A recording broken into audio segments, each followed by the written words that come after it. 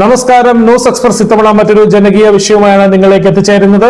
മഴ കവികൾക്ക് കവിതയാണ്, കവിതാക്കൾക്ക് പ്രണയമാണ്.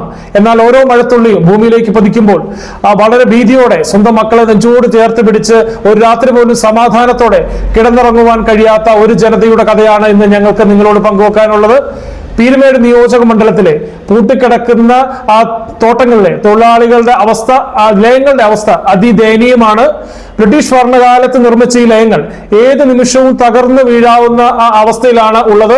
പതിറ്റാണ്ടുകളായി യാതൊരു അറ്റകുറ്റപ്പണിയും നടത്താത്തതിനാൽ മഴക്കാലത്ത് ഇവിടങ്ങളിലെ താമസക്കാർ മരണഭീതിയോടെയാണ് ഓരോ ദിവസവും തള്ളി നീക്കുന്നത്.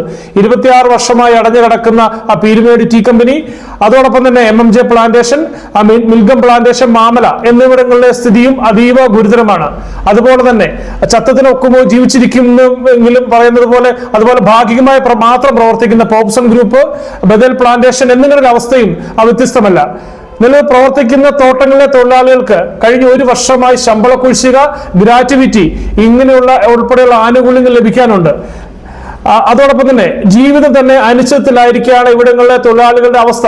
കഴിഞ്ഞ 2 ഇടതുപക്ഷ സർക്കാരുകളുടെ കാലത്തും ഈ ലയങ്ങളിൽ നവീകരണത്തിനായി ബജറ്റിൽ 10 കോടി രൂപ വെച്ച് പ്രഖ്യാപിച്ചെങ്കിലും ആ പ്രഖ്യാപനമൊക്കെ വെറും വാക്കിൽ ഒതുങ്ങുന്ന അവസ്ഥയാണ് ഉള്ളത്. വാഗ്ദാനങ്ങൾ മാത്രം നൽകി വോട്ട് നേടിയ രാഷ്ട്രീയ നേതൃത്വത്തിന്റെ അവഗണനയാണ് ഇന്നും ഈ ജനത അനുഭവിച്ചുകൊണ്ടിരിക്കുന്നത്. ഈ തോട്ടങ്ങളിലെ ലയങ്ങൾ അടിയന്തരമായി പുനരുദ്ധരിക്കാൻ ബന്ധപ്പെട്ട അധികാരികൾ നടപടിയെടുത്തില്ലെങ്കിൽ വരും കാലങ്ങളിൽ വലിയൊരു ദുരന്തത്തിനാണ് നമുക്ക് സാക്ഷ്യം വഹിക്കേണ്ടതെന്ന ആശങ്കയാണ് നാട്ടുകാരും തൊഴിലാളികളും പങ്കുവെക്കുന്നത്.